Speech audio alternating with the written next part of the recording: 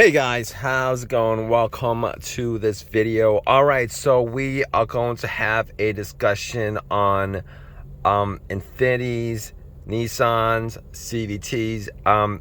This is an Infiniti QX60, and I did a transmission fluid change.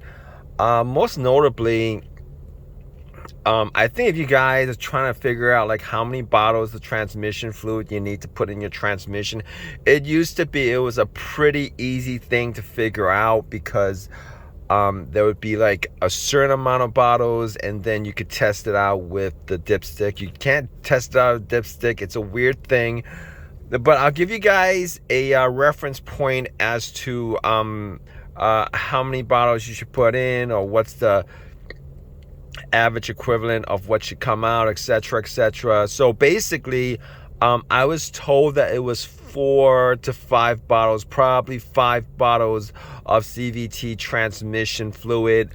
And I was surprised when I drained it. I only drained out maybe 3 bottles, 3.5, because I remember refilling the empty bottles with the used transmission fluid. Only 3.5 bottles came out.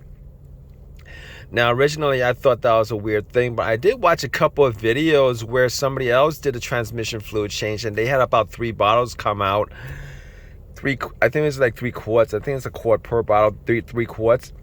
And the guy said, oh, they were probably low on transmission fluid because they had the radiator changed, and the radiator transmission fluid actually goes through the radiator to cool the transmission fluid.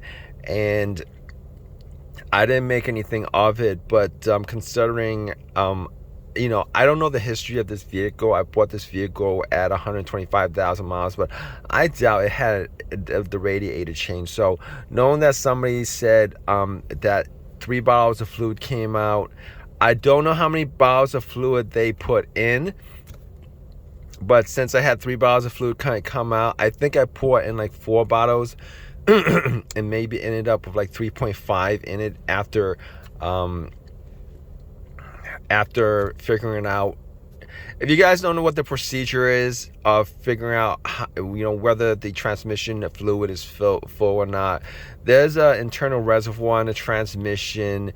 You gotta heat the transmission to a certain temperature. I think it's like 96 degrees Fahrenheit to 105 degrees Fahrenheit. Just so when it bubbles out, you're gonna have a fine stream of transmission fluid coming out of the reservoir overfill hole, and that's how you check for the transmission. This is a weird thing. I'd rather have the dipstick. I'd rather have the dipstick. I think they should just use the dipstick. But in any case, I don't make these cars, so I don't manufacture these cars. I don't make this anyway.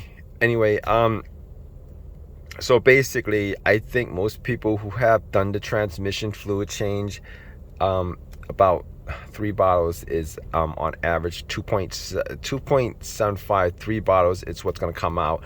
I think the rest of it is probably in the transmission itself, and you're not going to be able to get the rest of it out unless you flush the transmission, which most people won't do.